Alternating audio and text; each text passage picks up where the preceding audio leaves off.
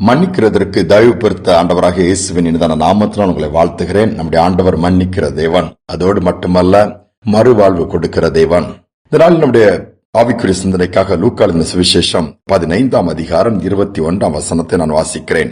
குமாரன் தகப்பனை நோக்கி, தகப்பனே, பரத்துக்கு விரோதமாகவும் உமக்கு முன்பாகவும் பாவம் செய்தேன். இனிமேல் உம்முடைய குமாரன் என்று சொல்லப்படுகிறதற்கு நான் பாத்திரன் அல்ல என சொன்னான். இளைய குமாரன், அந்த சம்பவம், அந்த ஒரு ஓமை நாம் எல்லோரும் வேதத்திலிருந்து அறிந்த ஒன்றுதான். தகப்பனை விட்டு தன்னுடைய சொத்துக்கள் எல்லாவற்றையும் வாங்கி தூரதேசம் போகிறான், வீணாக்குகிறான். கடைசியில் எல்லாவற்றையும் இழந்து பன்றி மேய்க்கிற வேலைதான் கிடைக்கிறது. அங்கும் அந்த தவிட்டினால் தன் வாயை நிரப்பிக் கொள்ளும் பொழுது அங்கும் முடியாமல் போய் துரத்தப்படுகிறான். எல்லாவற்றையும் இழந்த பிறகுதான் அவனுடைய புத்தி தெளிகிறது. தகப்பனை விட்டை நினைத்து பார்க்கிறான்.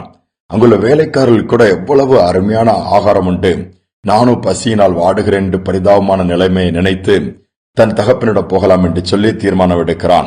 எழுந்து தகப்பனிட்ட வருகிறான். வந்துதான் தகப்பனை பார்த்து என்ன சொல்லுகிறான், உமக்கு முன்பாகவும் பரத்துக்கு விரோதம் நான் பாவம் செய்துட்டேன்.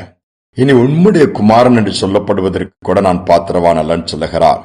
தகப்பன அவர் சொல்லிருக்கலாம், என்னதான் இருந்தாலும் நீங்க பெத்த பிள்ளை தானே, உங்களுக்கு இன்னும் கடமை இருக்குல்ல, பிள்ளை இல்லைங்கிறது மறந்து போயிருமா அல்லது மறுக்க முடியுமான்னு சொல்லி வாதாடி இருக்கலாம், நீதி கேட்டிருக்கலாம். ஆனால் அவன் மாறாக என்னை மன்னிங்க, நான் தப்பு பண்ணிட்டேன் என்று சொல்லி இன்னும் பழைய உரிமைகளை கேட்கவில்லை.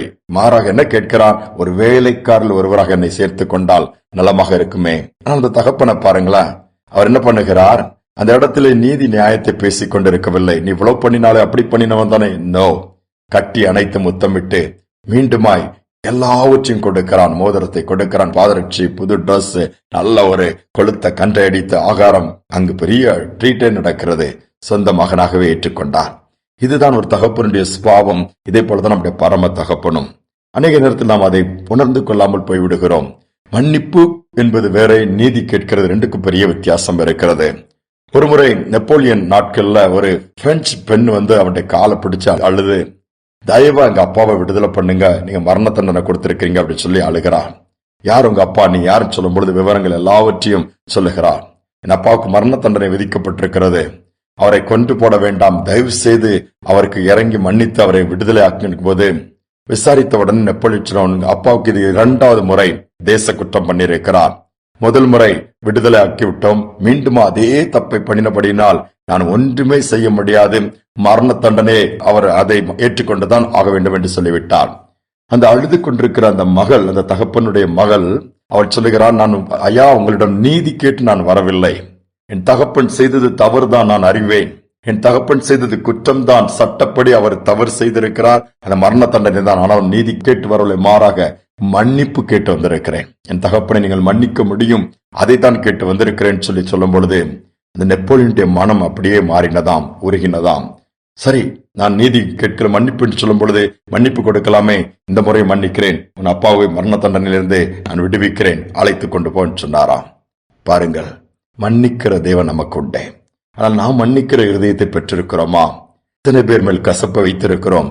எத்தனை பேரை நான் மன்னிக்க மாட்டேன், அதை எப்படி மறக்க முடியும், எப்படி மன்னிக்க முடியும், சும்மா ஈஸியா சொல்லிடலாம், சாரின்னு சொன்ன உடனே மாறிடுமா, பல விதத்துல ஆர்கியூ பண்ணுகிறோம். இல்லை, நாம் மன்னிக்கும் பொழுது ஆண்டவர் நமக்கு மன்னிக்கிறார்.